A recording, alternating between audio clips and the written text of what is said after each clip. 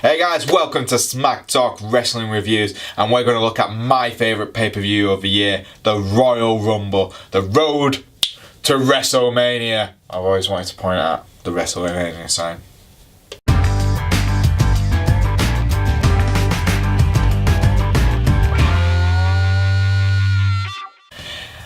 Let's just do the kickoff show as a one, because let's be honest, no one really watches the kickoff show, but surprisingly, we had a good, strong starting match, which was the 205 team, the Lucha Libre team, run by Kalisto, and then we had the heel team with TJP and Gentleman Jack and Gulak.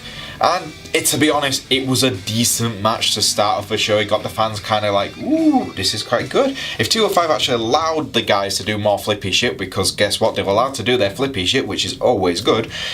It was actually an entertaining match, and even me and Jay, who were watching it at the same time, watching it together, were like, damn, that's a good match. I wish I get to see more flippy shit. So 205 had a good start. Then we had the Revival take on the Club, Gallows and Anderson, and it was all right. It was a typical kickoff show match. It really didn't feel like it meant anything, but it definitely it's pretty much the Revival's payment for taking the finishers from D-Generation X this week by, for Raw 25.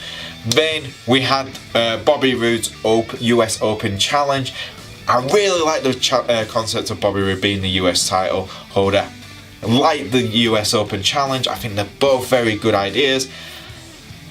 But the first guy to come out was Mojo Rawley, and that kind of spoiled it because he's not that good. His trash talking is kind of better, and I like that aspect, but his actual wrestling skills aren't that good. So, one good match, one bear and one bear kind of match. Yeah, that makes sense. But yeah, there you go. That's the kickoff show for you. Then they take us to the main event itself, the main show itself, and we started off with Kevin Owens, Sami Zayn taking on AJ Styles. Winner will be WWE Champion. Kevin Owens, Sami Zayn win it. They'll be co-WWE Champions. And this was a good way to kick off the show, because let's be honest, it was awesome.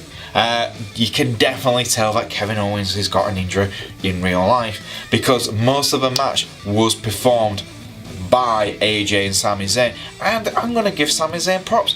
I was a bit unsure about him turning heel. I didn't think it would work, but my god, he's a goddamn good heel. I enjoyed everything he was doing. I liked the way he was talking, and I like the little controversial ending as well. Again, this works into Sami and Kevin Owens' story on SmackDown. It seems like they can't get a break. The referee made a mistake. Kevin was never tapped. It looked like from the angle which we were watching, he never actually tapped Kevin in. The referee said he did. And AJ Styles got a small package on Kevin Owens to retain the title. Good story, good match, and it was entertaining, and it was a good way to start the Royal Rumble, in my opinion. Staying with the SmackDown team, we had the SmackDown team title match, 2 out of 3 falls match. The Usos taking on Chad Gable and Shelton Benjamin. I love how the Usos say that. And to be honest, it was, for me personally, I thought it was a good match. Jay, on the other hand, said it was a bit flat. It didn't feel as good as what it could have been. We've seen better matches with the Usos. I totally agree. But again, the Usos put on a great performance. And Chad Gable and Shelton Benjamin had a good match as well. But I like the way they built up this match. It looked like we're going to get a traditional 2 out of 3 fall match, where one team gets the first pin, then the other team gets the second, and then they fight out for the third. But we didn't get that. We had some good near pins after near pins. I was like, damn, they're really going for these near pins. Then the Usos finally break down Chad Gable and Shelton Benjamin. And I'm like, right, Chad Gable and Shelton Benjamin are definitely going to get the next pin. No, the Usos kept on getting out of the pit, out from being pinned, and they got the second pin. It was a whitewash for them. They destroyed Chad Gable and Shelton Benjamin, and it makes the Usos still feel legitimate, like a big threat to the tag team division on SmackDown. So I'm happy with that. Jay wasn't too fussed about it. He said it for him it wasn't the best match, you know, he's seen for the Usos, and I can agree with that. I understand where he's coming from, but for me, it was definitely entertaining, and I really enjoyed it. I thought it was a good way for the next match just to go. Then we get the men's 30-man Royal Rumble match, and I know a lot of people were very upset that it wasn't the main event of the Royal Rumble pay-per-view, but for me it was good, but it did have its drawbacks, and now I'm going to say what I enjoyed. To be honest, the whole idea of a Royal Rumble match is absolutely entertaining, and it felt a lot faster than other Royal Rumbles, because obviously we had 2 this year, and for me it kind of worked. The men's one worked out brilliantly. I'm not going to name every competitor who took part in the Royal Rumble, because hell, I would be here for like a 30-minute video and describing how well that each one did, but I'm going to just highlight the best things I saw.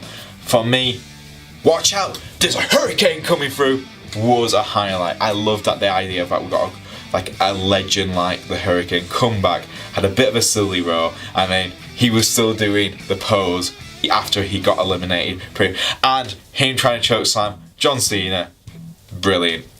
Then we had obviously booyaka booyaka booyaka 619 Rey Mysterio returning back home to the WWE Universe.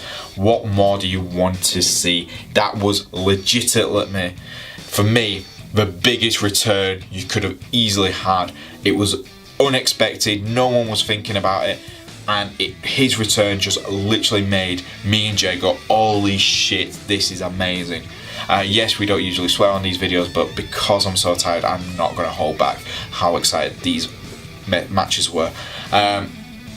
Ray was awesome, and the final 6, what? Whoever planned that is give him a bonus.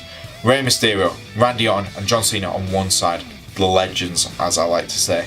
You know, the ruthless, aggressive era team, and all 3 started on a SmackDown.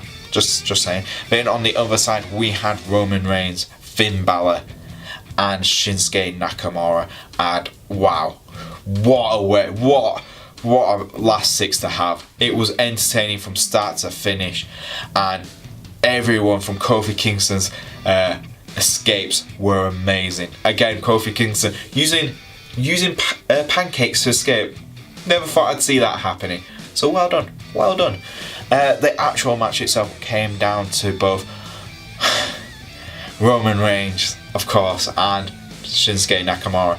Now, I've been saying Shinsuke Nakamura for my predictions, and I was like, oh, Roman's won this. This is how he's going to take on Brock for the Universal title. But no, what I swear, I was literally, me and Jay were watching and go, Roman's going to win this.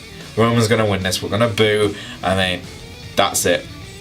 But no, Nakamura gets the win. I know a lot of people are like, oh, but he hasn't got any momentum. He's got nothing going for him. This is a great way. He knocked out John Cena. He knocked out Roman Reigns. That is a legitimate way to build up someone really quick to go in towards WrestleMania. And then Renee Young comes out and asks him, who are you going to take on at WrestleMania? AJ Styles. It had to be AJ. AJ versus Nakamura is what we wanted to see after the Money in the Bank suitcase match when both men faced each other, and this is just brilliant. I liked it. It was a good way. I know a lot of guys who I'm friends with weren't very happy that the Royal Rumble match was right in the middle, but for me it just made sense with the women's one being more historic that night. Then this takes us to the Raw Tag Team Championship match, where we had The Bar taking on Jason Jordan and Seth Rollins, and the crowd was, you could tell the crowd was dead. The crowd was so shattered from the men's Royal Rumble match that this match just didn't get the attention it deserved, and it was a decent match. Sheamus and Cesaro were entertaining, good heel tactics again, and Seth Rollins played the role of working great. Jason Jordan obviously legitimately has an injury. We could tell straight away he was not going to take part in that match. He didn't. At one point he did tag himself in. Pretty much tagged himself straight back out. Seth Rollins looked annoyed as hell, and then Sheamus and Cesaro got the pin to reclaim the tag team titles. I think that's the 4th time now they've been tag team champions together. Legitimately, for me, they are one of the best tag teams in Raw, and now it feels like the tag teams are back on a proper tag team. Yeah, so good result. Just a shame that the crowd obviously was burnt out from the Royal Rumble match, so it lost points for that. And this takes us to the Universal title match, where we had Braun Strowman, Kane and Brock Lesnar just take each other out, and the match itself is exactly what you expect. 3 big guys just destroying each other. Triple threat match. Brock brings in chairs.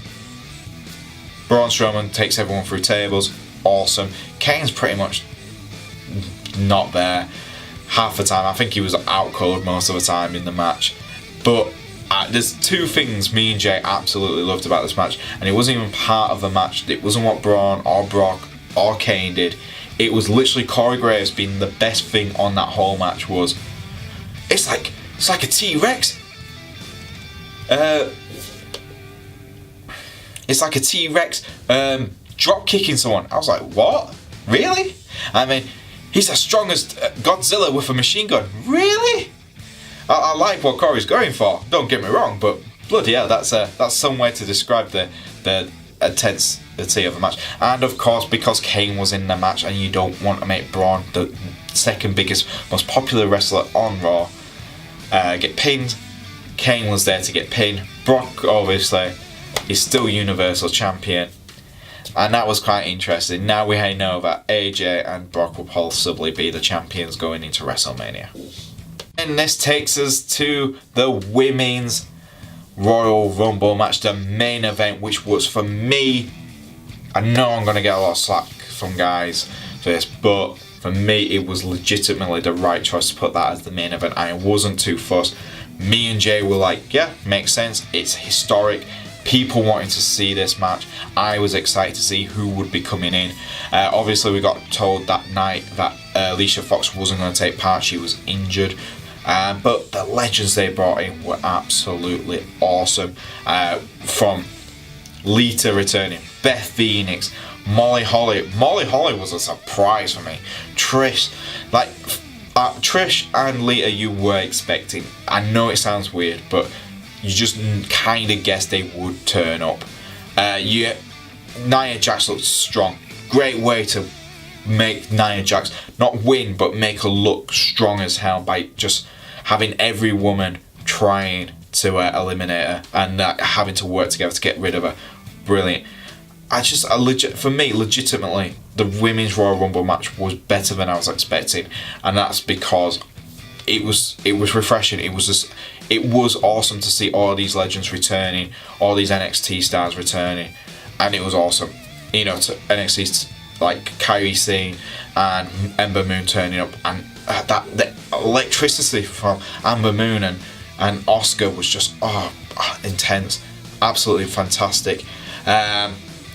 Brie Bella returning. I wasn't expecting that. I was expecting Nikki, but not Brie, so that was awesome.